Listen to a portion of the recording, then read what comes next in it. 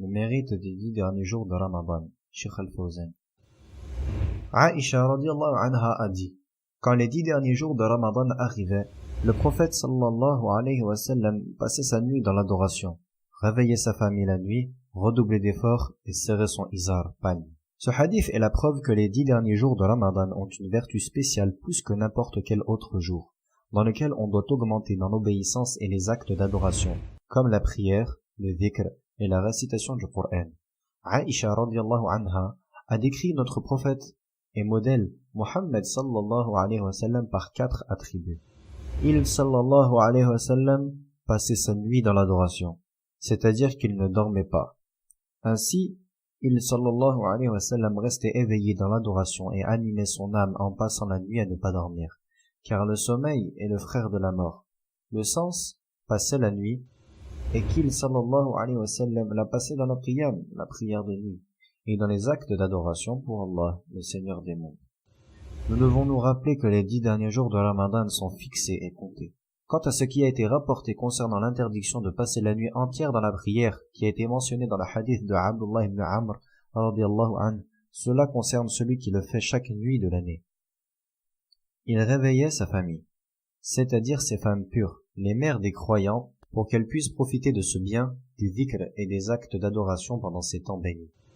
Il redoublait d'efforts, c'est-à-dire qu'il sallallahu alayhi wa sallam persévérait et luttait dans l'adoration, ajoutant plus à ses actes que ce qu'il avait fait les 20 premiers jours de Ramadan. Il faisait cela parce que Laylatul Qadr arrive pendant un de ces 10 derniers jours.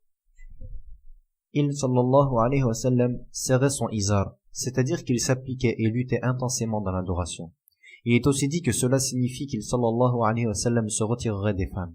Cela semble être plus correct, puisque cela penche vers ce qui a été mentionné précédemment et vers le hadith de Anas radiyallahu anhu. Il sallallahu alayhi wa sallam pliait son lit et se retirait des femmes, c'est-à-dire ses femmes. Aussi, il sallallahu alayhi wa sallam observait al-i'tikaf les 10 derniers jours de Ramadan, et la personne qui est en état d'i'tikaf ne peut avoir de rapport sexuel avec ses femmes. Ainsi, ô mon frère musulman, efforce-toi de te caractériser par ces attributs, et préserve la prière que tu fais dans les profondeurs de la nuit, tahajjud, avec l'imam en plus de la prière de tarawih que l'on prie dans les premières parties de la nuit, pour que ton effort ces 10 derniers jours aille plus loin que les 20 premiers, et pour que tu puisses atteindre l'attribut de passer sa nuit dans l'adoration en priant. Et tu dois être patient dans ton obéissance à Allah. En effet, la prière de nuit tahajjud est difficile et sa récompense est grande. Par Allah, c'est une grande occasion dans la vie et une chose dont il faut profiter pour celui qui Allah l'accorde. Et la personne ne sait pas si, peut-être, elle rencontrera une des nombreuses récompenses d'Allah pendant la prière de nuit qui sera une aide pour lui dans ce monde et dans l'au-delà. Les salafs de cette umma s'appliquaient à allonger la prière de nuit. As-Sa'ib ibn Yazid a dit, Ibn Umar ibn al-Khattab a ordonné à Ubay ibn Ka'b et Tamim ad-Dari de diriger les gens dans la prière avec 11 rak'ah.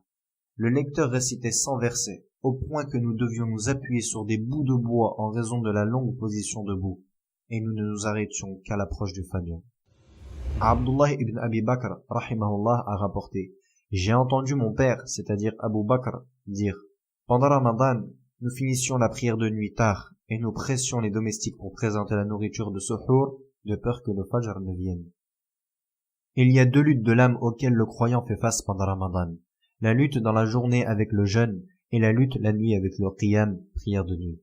Ainsi, quiconque combine ces deux et remplit leurs droits, alors il est parmi les patients, ceux desquels Allah a dit, les endurants auront leur pleine récompense sans compter, Surat Az-Zumar, verset 15. Ces 10 jours sont la dernière partie du mois, et les actions d'une personne ne valent que par leur fin. Et peut-être, il rencontrera la nuit d'Al-Qadr, debout dans la prière pour Allah, et aura ainsi tous ses péchés passés pardonnés. Et il faut inciter, animer et persuader sa famille d'accomplir les actes d'adoration, particulièrement dans ces grands moments que ne néglige que celui qui a été privé. Ce qui est plus incroyable est que tandis que les gens accomplissent la prière et font le tahajjud, certains passent leur temps dans des assises interdites et des actes coupables. C'est en effet la perte la plus grande. Nous demandons à Allah sa protection.